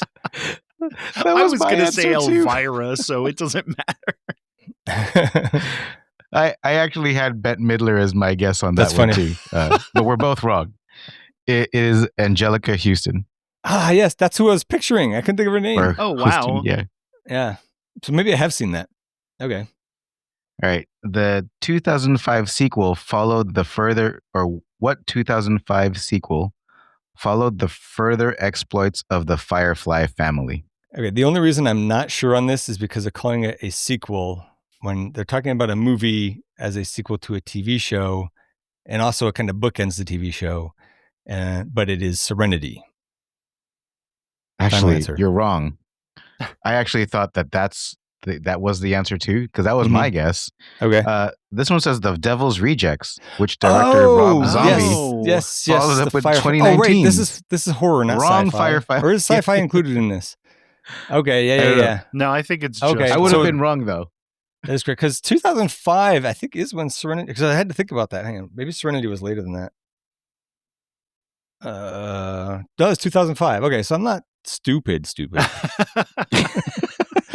But that's why that was one I was not sure on because of the way that was worded. So worded. All right. Yeah, well, hopefully just different Colby's got the brain family. One. Okay. All right. What is the name of the mad scientist Bela Lugosi played in the film Murders in the Rue Morgue in 1932? This one, I don't know if I'm insane, but I got a VHS collection of old, like, what do you call that? When they don't have copyrights on them, public domain. I got a bunch of public domain horror movies. Nice. And I'm pretty sure I remember this one as having a really dumb name. I feel like it's Dr. Miracle. Colby with the slam dunk. Nice. It was Dr. Miracle. I was like, this can't be right. Wow. I got worried when you were like silent for a second and you're like, I think, blah. And then I was like, all right, he's telling a story. He knows it. Yeah. I went through all of these like old black and white horror movies on VHS, like the original, with the plant, Little Shop of Horrors. And like all of these crazy old black and white horror movies. And I'm like, for some reason, some of the things stuck out, such as Dr. Miracle. Yeah, I thought that I was somehow going to eke out a win because I was worried for a second. Sure. I was worried for a second. Well, if he was sure on the same two that I was, then I would have been like, I don't know. But he was, or thought, not sure, but thought he had a different one. So I was like, okay, we can miss one potentially. So nice. All right, let's do the other two for fun. The other two for fun. Though his footage was actually shot for another Ed Wood film, which film would become known as Bela Lugosi's last? I don't know if I could name an Ed Wood film. I know who he is, but Plan 9 from Outer Space would be the one I can name. That's the one I would have said. You would have been right. Oh, wow, sweet. That actually was it. That's the only Ed Wood film I know, too. Adding insult to injury. Oh, is that one of the two? Or is that the one that you knew? No, the Serenity one was the one that I thought I. So you would have lost. You would have lost anyway. You would have got that. You would have got that right because you would have guessed Plan 9 from Outer Space. So, okay. All right. Okay. All right. Finally, what slasher film is known for being Brooke Shields' acting debut? I don't know. I would guess maybe Friday the 13th. My guess was Return to the Blue Lagoon, but I knew that was wrong. Do you have a guess, Colby? No, I don't think it's Friday the 13th, though. Like maybe like part 2 or part 3. I was gonna say something older than that, like like Prom Night or something. Or Halloween. I don't know if you guys. Let's go with Prom Night. I don't know. Oh, I guess it's not that. Go ahead. What is it? Alice, Sweet Alice. Oh yeah, I don't know it, but the names, I remember seeing the VHS cover when I worked in the movie store. That one I don't remember. Were you like, damn, she's hot? I don't know. Did she star in it? I don't know. I think the cover of it, I want to say had like a Phantom of the Opera style mask almost on it. Let me see if I can find that now. Alice, Sweet Alice. I mean, that's how I picked up. That wasn't it. It's like a doll with a knife through it, and there is a creepy mask on the thing. Interesting. Yeah, she plays a little girl. So, did she play a little girl? I don't know. I can't tell, but whatever. Yeah, I didn't know she was in it at all. Anyways, that means Alien 3 is the new number 3. Sorry, with Majors. Apologies to Majors. I tried, Majors. I tried. Speaking of Majors, we do have an email from him. He says, I don't have much to add to your Predator rundown. It's classic 80s action movie that still holds up. Many movies afterwards tried to reach Predator's level, but fail. I agree with that, including some of the other Predator movies. He says, as mentioned on Discord, I've got no love for Alien 3, but it'll be fun to hear your all take on it. Oh, man, double sorry for for where we just ranked it. And again, George had your back, but I think a lot of people have bad memories of Alien 3, but would probably like it if they watched it now. I think as a follow-up to Aliens, people were like, ew, no. But this is like a good David Fincher, like almost, I don't know, the prison planet thing I think is really interesting. The kills are really good. Like I said, it goes back to being a horror movie. I think it's just a better movie than a lot of people remember. I think a lot of people write it off and go, oh yeah, I didn't like Alien 3. And then that's the way they think. But if you rewatch it. Yeah, I agree. And this is a message for Dean, because I know he's listening. I know you're the exception there. He did recently rewatch it, and he was telling me how much he didn't like it. Oh, that's crazy. Hey, Dean, get better taste in movies.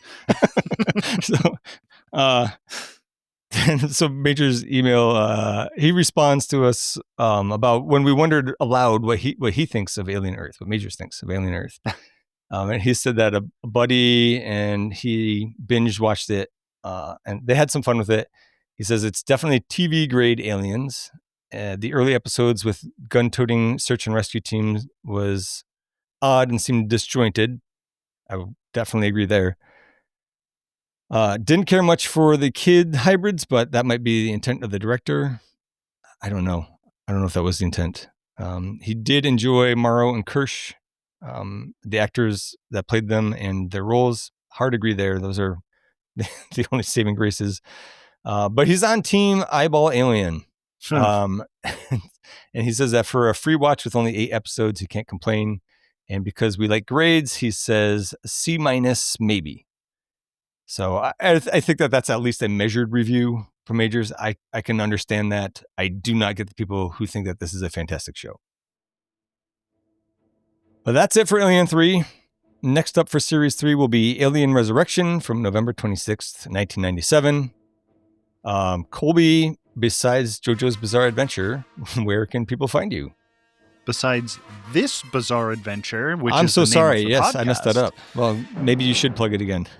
This Bizarre Adventure, we'll be having. When does this come out? This won't come out till I think early next year. I think I can tell you exactly when. Okay, so this is January. Scheduled, yeah, it's scheduled to come out on the. Oh my God! No, that's the Alien vs Predator. January 11th. Okay, then. No, that's sorry. No, end of this month, 12/28. Okay, well then, this Bizarre Adventure, if it's not started again, it will be very soon. And Jack Billings Presents, which is also off for the month of December, is going to be back in the first week of January. So time to catch up on the back episodes. Yeah. Oh yeah. You got plenty to listen to of both of those shows. You can find me on Retro Game Club podcast quite a bit lately, and I popped into Nerds a Broadcast recently. I yes, you did. Hopped in partway through. It was fun. And speaking of, Phoebe, one of the hosts of that terrific show, pointed out to me in my Discord DMs that I left an F-bomb in Predator 2 at the 1450 mark. And I didn't bleep it out. I did catch that actually on my listen through after I put it up on Patreon, and then I listened to it through, and I was like, oh, but it was just the one, and it's such a hassle to fix it for one thing. And like, I'm just kind of in my head saying, well, you get one F-bomb and a PG-13. Yeah, sure. Enjoy that one. I did the same thing. There was an episode of Jack Billings where I beeped all of the swear words. and I left in one shit, and it bothered me so bad. Yeah, I only do like the worst swear words. So, but also I think with that one I had already messed it up where somehow the bleeps got time shifted and they were happening at the wrong time, and so I already had to fix it one time. I was like, I'm not doing it again for one. But anyways, check out Nerds of Broadcast, and I also just did like a live stream for what's it called? You Hate to See It podcast. It's called, and it was super long. It was like almost 4 hours. So skim through that. But those guys were fun. If you want to contact us, you can email us at absolutelythebestpodcast@gmail.com. Join our Discord. There's a link in the show notes where we also have some links to our socials and a couple ways that you can help support the show. Please leave us a review and help us spread the word. Tell your friends, tell the double Y-chromie, and tell the company man. Thank you for listening, and have a great day. Absolutely the Best Podcast is a production of Audio Johnny, a subsidy of Corporation Johnny. Corporation Johnny. If it exists, we own it.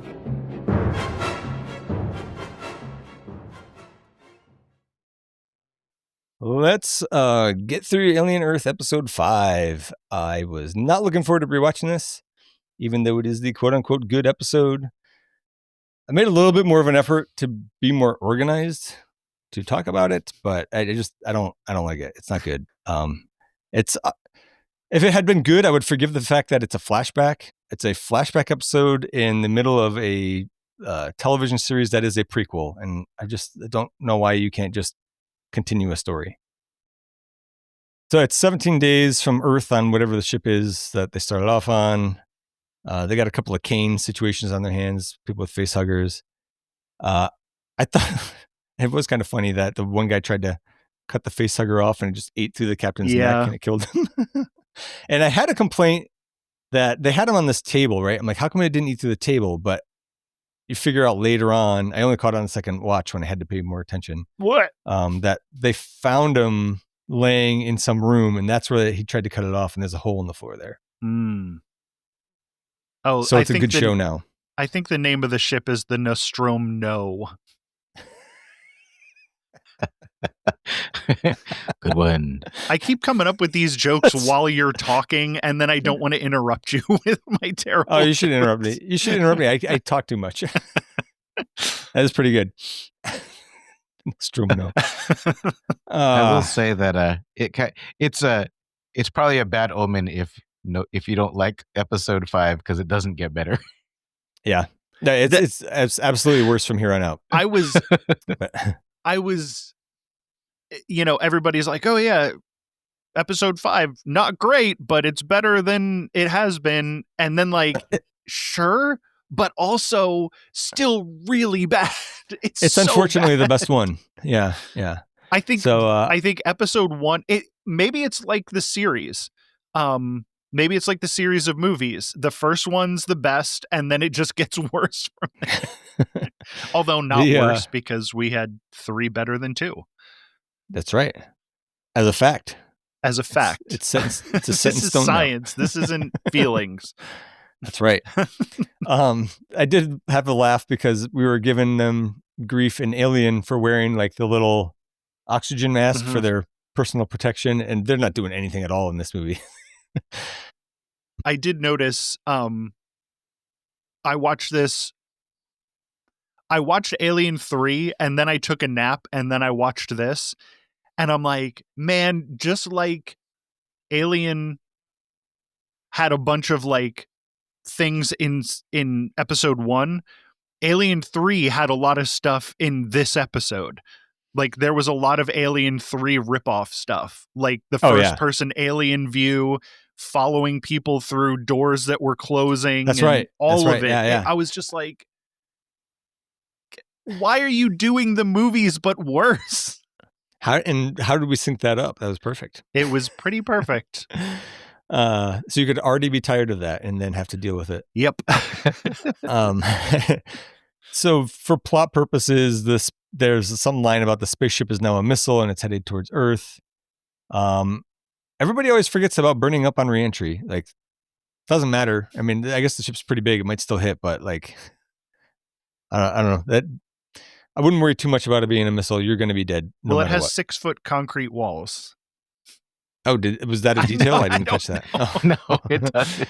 I don't know, but just like when I was thinking about Alien 3, I was like, oh, no, wait, that's because you were like having questions, and I was like, oh, that's because, oh, no, wait a second, that was from this stupid show, not from the movie. So I got them mixed up because I watched them one right after each other. What else happened? Maros thinks that Zaveri, he thinks she was banging the captain. He's right. Yeah. Not the captain. There's the same deal. Wasn't the captain? No, it was the science You're right. officer. It was the science officer. Yeah. Yeah, you're right. I'm going to make that mistake more than once. She? Or she's the XO. She's the XO, yeah. Same deal as the Nostromo. The company says cargo is the top priority. Tang continues to be a creep. Nothing ever comes of that, though, right? No. The whole thing was just like, he's just a creep. The end. That's his, really not a fan of the only Asian guy being this weird, odd pervert. He's well, I mean, really, it's on really brand, bad. But yeah, it's like this odd character trait that I don't know. I don't know why that was thrown in there. What else? It was somebody left that egg hatch open when Morrow's going to inspect everything, and then he just nonchalantly closes it. That's where they find the acid that did eat through the floor. He reviews the tapes. He sees somebody messing around, not sure who, but they're getting around through the ventilation in the maintenance shafts or something. Why does Zavari put dirt on that guy's hypersleep chamber? Or I whatever thought it was chamber? ashes. I'm sure it's some sort of ceremonial thing, but they never explain it. It said Utah on it. I guess that could be a guy. It was Johnny Utah's ashes. But Keanu, he's not dead yet. Like I don't know. I don't know what that was about. She takes command because the captain's the one who died, right? He got the acid death. Okay. So yeah, captain's dead. She's the next conscious person in charge. She takes command, communicates with Mother. No surprise that the company says the cargo's top priority. It's all fine. We've seen that a bunch of times before. There's a part with Morrow looking. Oh, I didn't need this at all. There's a very long scene with Morrow looking at the letters from his kids. And then we get a flashback within this flashback. And because I forced myself to pay attention, he's got a letter that his daughter died in a fire at 19, and that they're storing her remains until he returns 53 years from then. And like, I feel bad for him because his kid died, but he was going to miss her entire life anyway. Like, he already gave up. They throw the captain's body into space. There's an explosion later on. It was sabotage. And then the engineer guy says it hit their fuel reserves. So now the ship has turned from a missile into an arrow. And I had to think about that for a minute. And I guess it just means it's not going to explode from fuel on impact. But again, it's coming in really fast. I started having more problems. I started having problems here, but I've had problems from the beginning. More problems here. Then there's a cryotube breach or something, and Zaveri says that it was frozen solid. And again, as ranted about previously, you can't freeze a body without rupturing all the cells. If you freeze a creature solid, it will die forever. If somebody's going to nitpick, it does work with embryos because you actually remove the fluid from like the embryo sac, basically, before you freeze it. And then it refills it when you thaw it out. I know from experience. But it doesn't work on whole people. Anyways, there's a chest burster on the loose. It's a capture, don't kill. That's because they don't want the acid to eat through the floor. So that's actually smart. But also when Weyland-Yutani wants it alive. I hate all of this. Why is the science lady eating and drinking in the lab? She's like, that's outrageous. You didn't do that? I had a coffee mug in the lab on a bench far away from where I would do chemistry. And all the chemistry I was doing was in a glove box anyway. So there was really very little danger of anything happening. I certainly wasn't going to have a creature impregnate me. really gross. Yes. Really, maybe the most disturbing thing I've seen was that like thing shooting its babies into that water bottle. I was like, this sucks. I hate seeing this. Yes. Because there's no real lock on that container either. It's just like you just slide a little thing. And like, that's like, who designed these things? It's terrible. There was some dumb line about her saying, she was like positing that the creatures, yeah. But right before that, she's like, oh, I think that they feed on oxygen in the blood, so they won't eat dead animals. And I was like, why would anything evolve like that? And then she's wrong anyway. So there's all these things that are just pissing me off in this. Oh, and then they find the creature in her sandwich, right? And they don't immediately throw everything out. This is all the dumb decisions you were talking about, isn't it? Yeah. Yeah. Then it's like it looked like a mealtime meeting to me, though the XO says it's not a meal and like yells at that guy for eating during it, but they're in the cafeteria and there's food out. So I don't know. She loses a lot of credibility with me here. She just seems like she's trying to be bossy. And it's not she's a girl, how can she be in charge? She's just not making the right calls here. That one kid drinks the tadpole water because he's choking on hot sauce. What is with this guy's bowl haircut? Are they just trying to make him look like the dumbest, like simple? Oh, my light went off. They make him look like the dumbest, like simple farm dumb guy you've ever seen. And it's like, I don't know. I mean, he is kind of dumb, but I don't think we need the look to match. The look is so bad with this bowl haircut with the shaved sides. Oh, yeah. The next note I have is Zaveri sucks. She's bad at her job.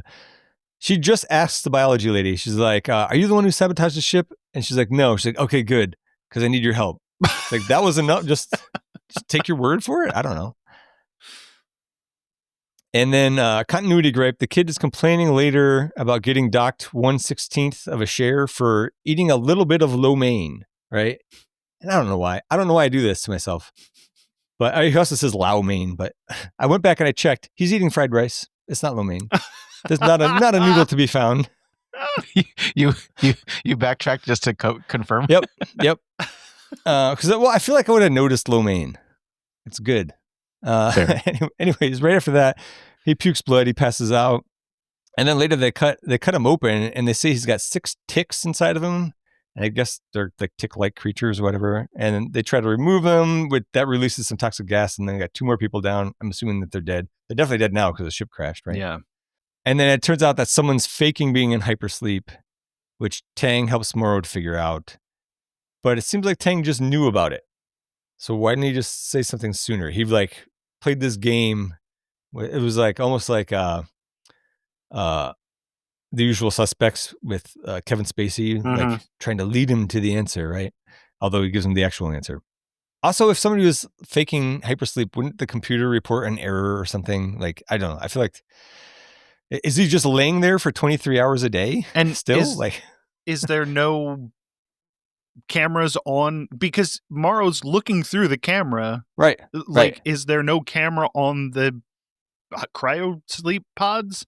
How did they miss this? He's got, like, if he's got to go into, I guess he's going through ventilation shafts, and that's how he's getting around opening doors or whatever. But I don't know. I feel like there's got to be some kind of trace. You know, how is he eating and sleeping and pissing and shitting? I don't know. Then it turns out to be Petrovich, and he somehow manages to sabotage the ship. And his plan was to sabotage the ship in just such a way that it would crash at Boy Cavalier's place, Prodigy or whatever. Which seems like, how do you do that? Like, it's incredibly unlikely and very risky. I guess maybe he's stupid and just they get lucky. Good mustache, though. Yes, totally agree. Zaveri can't hack it, so Morrow takes over. I feel like they just did a horrible job writing her character. She could have been a strong, badass female lead, and they just made her.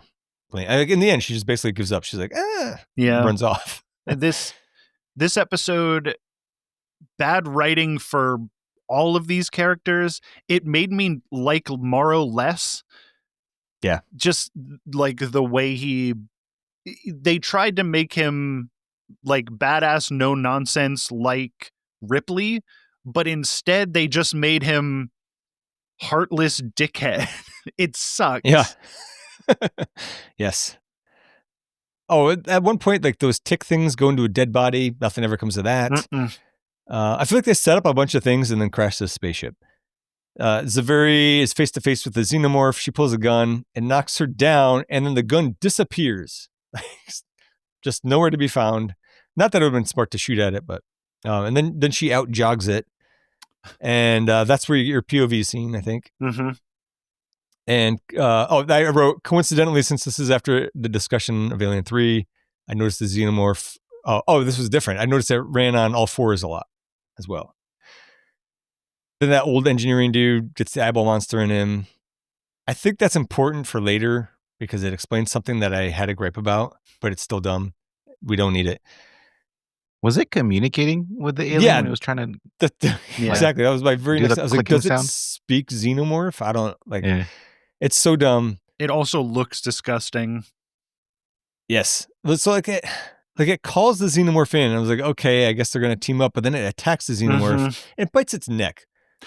Yes, that was stupid. The biting. I think that's when I sent the ARG. When I would have guessed. I would have guessed. Bites the xenomorph. Yeah. That was so stupid. And then the xenomorph screams like it's in pain. Don't they have an exoskeleton? Yeah, it has an exoskeleton. So dumb. It survived molten lava or molten lead. What are we doing? This human biting it? Give me a break. And then the eyeball pops out. It tries to go into the xenomorph, but wouldn't the acid blood kill the eye thing? I don't know. I guess maybe it doesn't know that. And also, where are the xenomorph's eyes anyway? Exactly. I was going to say, fortunately, there's no orifice for it to get into. And then it's pretty much what wait. I just had I was like, maybe it could go in through another orifice, but then I remembered the meme about the aliens xenomorph, but squatting to poop, but instead a smaller butt comes out and then poops. Anyways, I see the alien. I see the xenomorph having a cloaca anyway. Yeah, totally. Well, it lays an egg. It's got to have a cloaca. Then it's pretty much what we already saw in episode 1. Morrow locks out Zaveri, climbs into that hidey hole, and then the ship crashes. So, like, the episode 1 bookends that. And aside from the reveal that Petrovich was the saboteur working with Prodigy, there was basically no reason to have this episode, for it to be mid-season anyway. And then at the very end, it turns out Morrow works for that lady who runs one of the other companies. I don't really care. I couldn't remember the name of it. Didn't look it up. And then solid song at the end, Cherub Rock by Smashing Pumpkins. Seemed way out of place to me. but it's a good song. It didn't fit, but I was glad to hear it because so far we've heard fucking Metallica and Tool, and I'm like, all right, don't badmouth Tool. Come on. Can we get a good band? And we did. But it's all too little too late. This is a bad show. At least the xenomorph looked cool. That's my one positive thing. The xenomorph looks really cool. That was a little on the dry side. But, my two good things about the show. Xenomorph looks cool. Petrovich, great mustache. Yep. And no Peter Pan bullshit in this one. They didn't even show his dirty hippie feet. He was just on screen for a minute and that was it. So yeah, I'm really over the Peter Pan stuff. A+. Yeah. All right. That's it for Alien Earth episode 5. 3 more to go. I can't wait to be done. I don't want to watch the next 3 more. I really don't. They're all going worse. To. They're all worse, and they get not worse. Want to. Same. I know what I'm in for, and I don't definitely don't want to watch it again. They try to make it more action packed for what it's worth. Yeah. Anyways, I'm remembering things from the next episodes. It's not good. But all right. Anyways, I think that's it. Don't forget to leave your browser open for a minute or two to let it finish uploading. I'm going to eat. I'm starving. Yeah, me too. And it's only 4:20 for me. No, it's 7:20 for me, and I haven't eaten since like 3:00 in the morning. All right. Go eat and go to work. All right. All right. Sounds See good. you guys. Take care, fellas. Bye. Bye. and a chess player in An American Werewolf in London, which everyone should have seen that. Please hold. What's up? Are you still recording? I just started recording, buddy. What's up? What do you need? You just stopped? Just started. It's going to be a while. What do you need? So can they hear us? Yes. Then us. But can you stop the recording? This is going to be a great blooper. Just ask me what you need to ask me. Never mind. Is it important? Yeah. Okay, well, ask me real quick, buddy. It's fine. Never mind. What do you need? Never mind. Okay.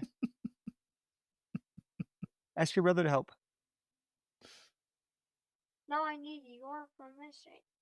Okay, come here. Just ask. He's going to be back in 5 minutes, I guarantee. Ralph Brown as Francis Aaron, a.k.a. 85. I don't have much to say on this guy other than that he's... Sometime later. Tell your friends, tell a double Y-chromie, and tell a company man. Thank you for listening, and have a great day. I switched it up there at the end. I had double Y-chromo, and then I liked chromie better. And do you need hey, buddy, what's up? Yeah. Do you need your inhaler? Are you having trouble breathing? No. Like, it's because my throat is sore. Oh, it's not for a sore throat, buddy. It's if you're having trouble breathing. If you have a sore throat, take some Advil. All right. I was like, I hope that wasn't the important thing he had to tell you earlier. Me too. Dad, I've been having an asthma attack for 2 hours. He said, why are your lips purple? You told me to ask you later. I did. That's on me. Anyways, let's get through Alien Earth episode 5.